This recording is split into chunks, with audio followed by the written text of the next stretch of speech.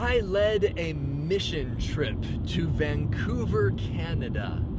I was the youth intern at Wabash Church, and the youth director ended up quitting. And I was like, wow, she's kind of taught me a little bit of the job.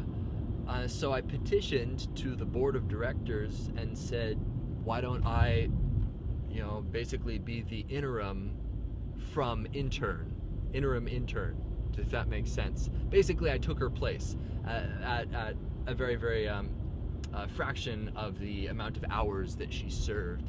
And what this meant was I got a lot of responsibilities.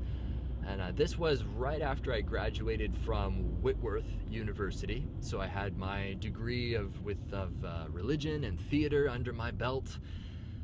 I took a mission trip to Vancouver, as I mentioned.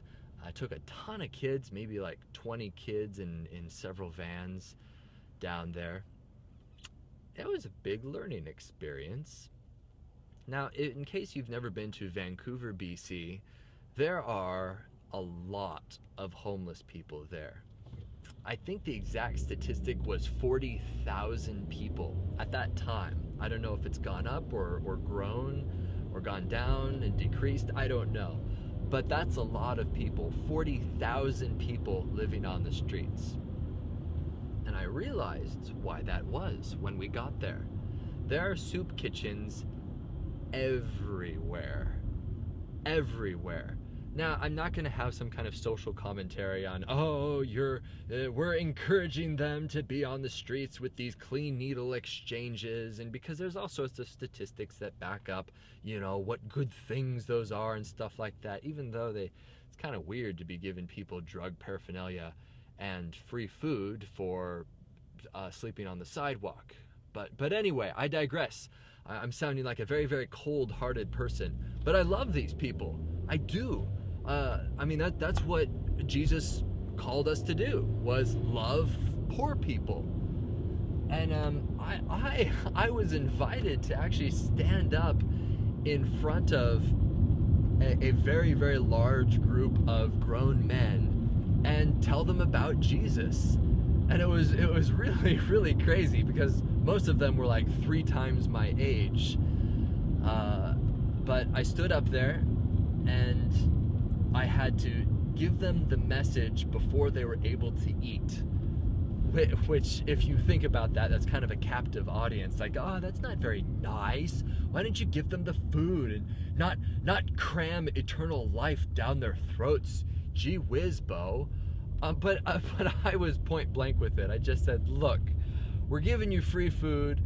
At least humor us by listening to our message. And they were cool with that. They were great, easygoing guys. And that's what you'll find when you talk with homeless people.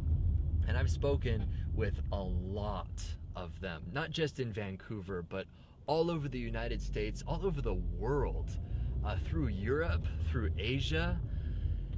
But one very interesting facet that I'd like to point out to you all about the people who are homeless in the United States.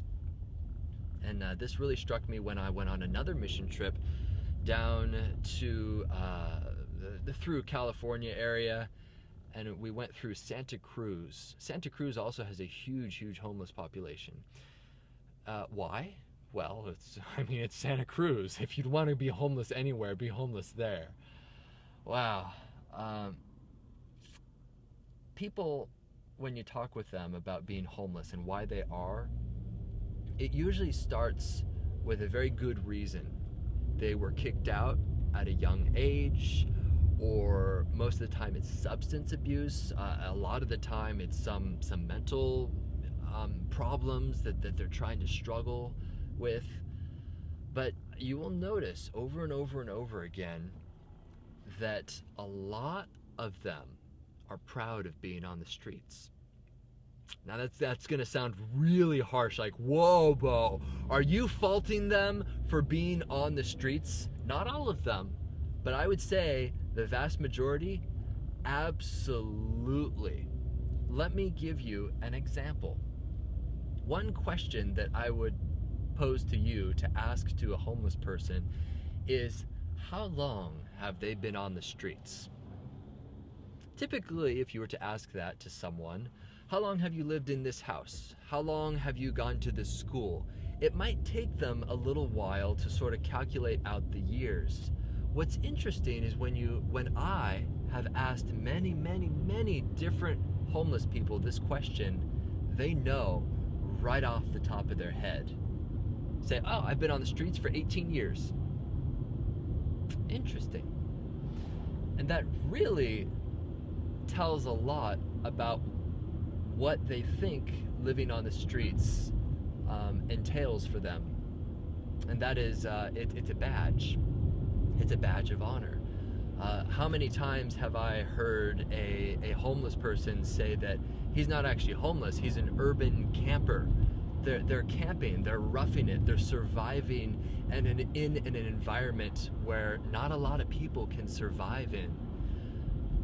Yeah, that was a huge eye-opener for me when I heard that these people could actually get a job if they really, really wanted to. Now, once again, this is a huge generalization, and I know that there are some people who are stuck and they can't get out of that, and they need help, and I'm all for helping them. I do continue to still help them with that.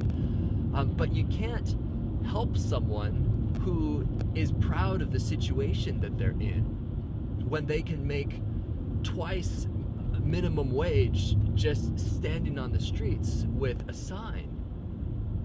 Yeah, that's very interesting. So if you ever see a homeless person on the streets, first of all, treat them like a real person, because they are real people. The biggest struggle that they deal with daily is rejection. People don't look at them in their eyes. Look at them in their eyes and treat them like a real person, because they are real people. They have real emotions. They have a real history. But be very wary that a lot of these people are there out of their own choice. And if you do want to help them, then give your money towards an organization that has a strategy, that has a plan to actively get them off of the streets. Because that's not a good thing. We can all agree that it's not a healthy environment to be living wrapped up in a dirty, dirty blanket on the sidewalk. That's not cool. That's not how you should be living. I'm pretty sure we can be pretty objective about that. And I think it's very cold-hearted for people to say that that is their right. It's not their right. They have a much brighter future than that. So as you can tell, as I'm sort of going back and forth between critical and really, really caring for these people, I hope that you realize that I do care for poor people. And this is one more challenge that I would like to throw out to you. Not all poor people are homeless people. It's beginning to drive me crazy when the Christian church, and yes, I'm going to rag on my fellow Christians here, but I don't want to do it as if like, oh, you're bad people, because there's good intentions there, and I respect that, and that's awesome. But whenever you read a passage, maybe Jesus is talking about taking care of the sick and the poor, don't immediately associate that with homeless people. A lot of the poor are hidden, whether that's a fault of society or whether that's their own choice and it's easy to hide, because most poor people are not proud of being poor. So seek them out. It probably is your next door neighbor. Get to know them, get to know their name, friend them on Facebook, and identify their needs, and then address those needs in love. Don't just focus on the guy who publicly declares himself as a poor person, the guy standing on the streets with a cardboard sign. He could be, don't get me wrong, but I would warrant the vast majority of the time, these other people who truly are in need are the hidden ones in society. So seek those people out in love.